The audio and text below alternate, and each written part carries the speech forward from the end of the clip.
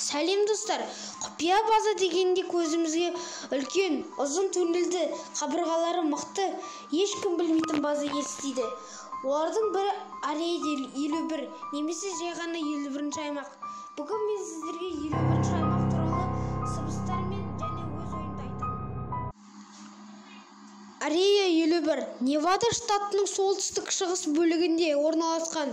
Онда әскери ұшақтарға сынақ өткізіледі. Бірақ көбі 51-ші аймақта өзге ғаламшақтармен құпия байланыс жүріп жатыр деп ойлайды. Тіпті Арея 51 жайлы кинолар, ойындар, кітаптар және парктер ашылып жатыр. Егер сіз ол жерге барсаңыз, сіздің алдыңыздан бірнеше ескерту белгілері шығады. Ол жерді фотоға түсіруге және де видеоға түсіруге және жақындауға болмайды деп жазылған. Егер жазылған сөзді тыңдамаған жағдайда қару қолданылатыны туралы жазылған. Арея 51-де Эбигейл жобасы сыналды деген аңыз бар. Зона 51 туралы неше түрлі видеолары бар, ал бұл видео солардың бірі.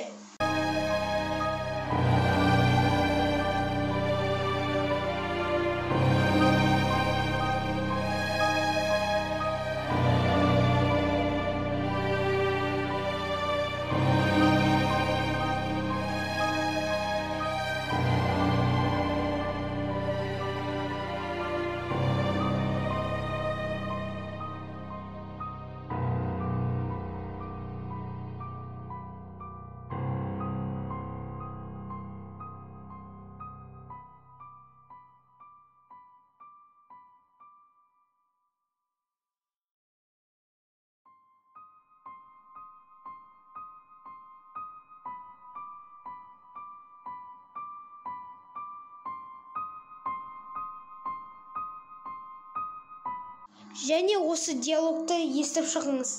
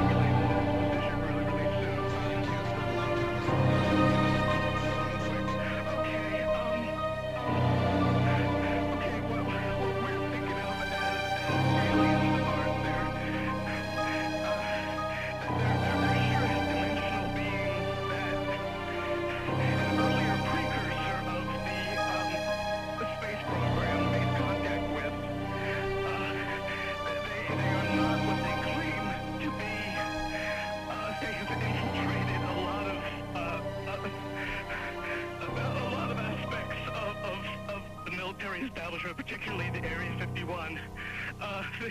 The disasters that are coming,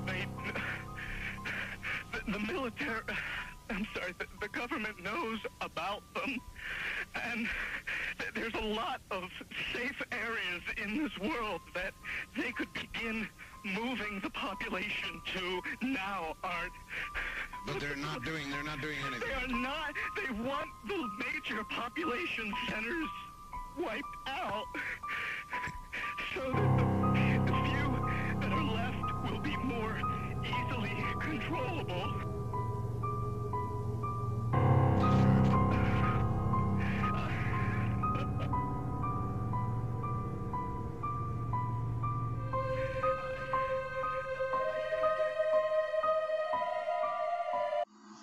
Бірақ менің ойымша, онда ешқандай өзге планеталықтар жоқ.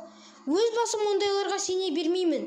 Негізінде 51-ші аймақта жылдам ұшақтар технологиясы жүргізіліп жатыр. Ондай мықты технологияларды адамдарға айтса, адамдар басқа адамдарға айтып қояды. Сөйтіп барлық әлемге тарайды. Ал егер ондай жағдай болса, басқа елдер 51-ші аймақтың технологияларының көшірмесін жасап, дәл сондай мықты технологияларды қайталап, яғни ұрлап алар еді. Сол ішінде Арея 51 жабық болып саналады. Арея 51 туралы ақпараттар өте аз. Тіпті Википедияда ештеңе жоқ. Сіздермен болған мен Айбын. Сау болыңыздар.